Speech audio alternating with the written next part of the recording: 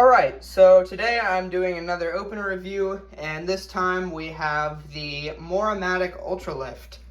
So, yeah, this is my Moore-O-Matic model 750-S.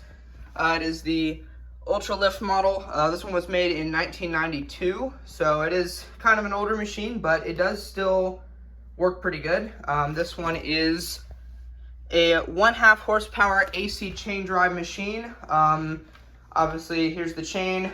This one has the two L brackets for the rail held together with these braces. So this one kind of works like the old Challengers did. It has that gear right there that comes directly off the motor. And then there's two other reduction gears in there. And then there's your limit gear on the back. You can kind of see the bolts for where they go in. So yeah, like I said, it's a chain drive machine. Down here we have the outer and inner trolley system. This is where there would be a release cord and you can pull down. And then this is your inner trolley. It has this bracket thing that actually connects to the chain that you just kind of screw in. It is plastic, which is not the best, but then there's that mechanism. You pull this back up and then you can push it back into the inner trolley there. There's your pulley, has that pin there. It's actually a sprocket. And the way you tighten the chain is from that bolt right there. So I'm not sure what wall button this would have come with. I'm assuming it would have just been a simple button like this. The radio receiver is this. It's the Linear Delta 3 receiver, and I recently got this remote. The Brazilian hot dog sent me this. This is a linear remote here, so yeah, that's cool. It's a model DTD 310 megahertz, and this is what goes to this opener. So yeah, this is really cool. It has 8 switches. I don't know if I can get to it, but it has 8 switches on the back. There's 8 switches on this as well. So yeah, that's cool. Anyway, let's go ahead and run this. We'll run it with the button first. And here we go.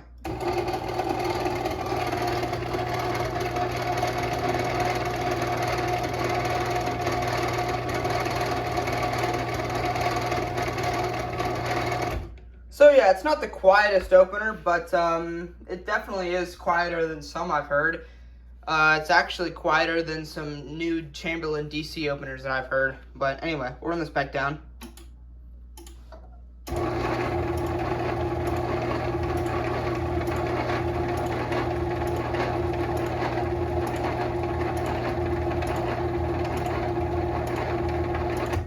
As you can see, it's got the light indicator, so every time the door closes, it will flash the lights, which is pretty cool. Not something you see on hardly any openers, actually.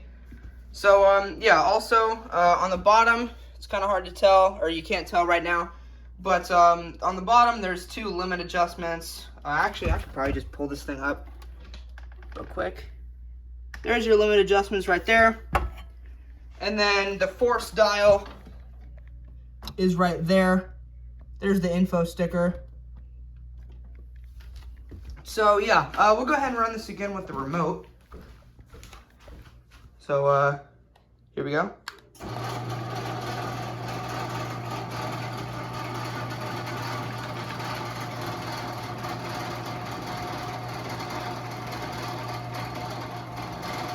So yeah, you can kind of get an idea of speed. This is just a standard 7-foot rail. About the same speed as most AC openers, especially of the time. So yeah, also, this one, I believe, would have come with light lens, although they're extremely hard to find. I don't have one for this opener. Most of the light lenses on these are gone by now, but anyway.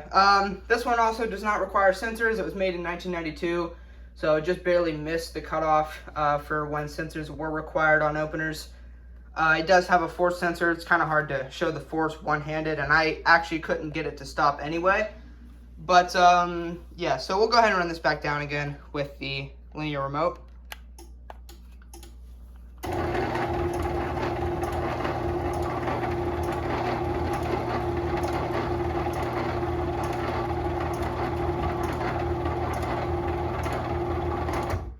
And the light on the opener does blink whenever you hit the button. I actually think if you hold the button here, yeah, the light will just stay off as long as you hold the button, which is kind of neat.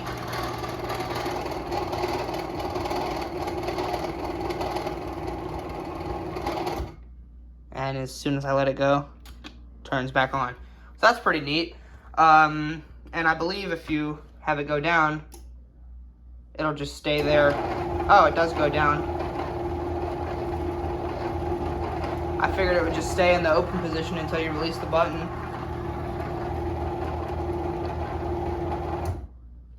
So I guess if you really want to override that light indicator, you just hold the button down. So that's neat. I actually didn't know that before now. Or I knew that it would blink, but I didn't know that it would stay off if you held the button. So that's pretty cool. But yeah, so another thing is the Brazilian hot dog asked me to make a video on how to put these gears together. I can try to do that. It probably won't be the best quality video, but I can try to do that because it is kind of complicated. But if you see someone do it, it makes it easier, I think. Especially now that I've done it once, I could probably do it easier. So anyway, but yeah, that's pretty much it. That's the Moore-O-Matic 750-S. I'm pretty sure that's the model number. I couldn't actually see it, but I'm pretty sure I remember the model number. This one was replaced because the capacitor was bad. I just threw a Chamberlain capacitor into this. It's not the right size, but it does work. The capacitor for this one is a lot more, it's a lot wider, but it's a lot shorter. Like it's, you know, bigger around, but it's a lot shorter. So, yeah, it's not the right size, but I was able to get it to fit in here, and it does work. It actually would still run with the old capacitor. It just, the capacitor smelled like it was burning every time you ran it. And when the guy I got this from said it was smoking when he took it out. So, anyway, but yeah, that's pretty much it. We'll run this one more time here. I'll run it back here with the linear remote. Here we go.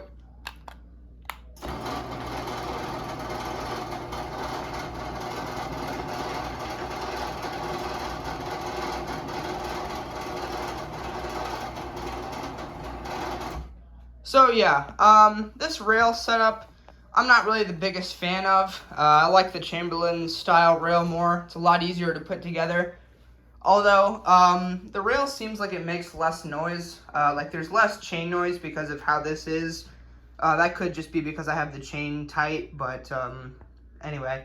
And also, I mean, this rail is, I mean, it's pretty sturdy. It's not quite as sturdy as the Chamberlain T-rails, but it is pretty sturdy. Oh yeah, this is the other thing I was going to say. There actually is, somewhere right there, there's actually a break in the chain. So this chain is like multiple pieces. There's another one. So that's kind of interesting. But anyway, we'll go ahead and run this back down one more time, I guess from back here again. And that'll be it.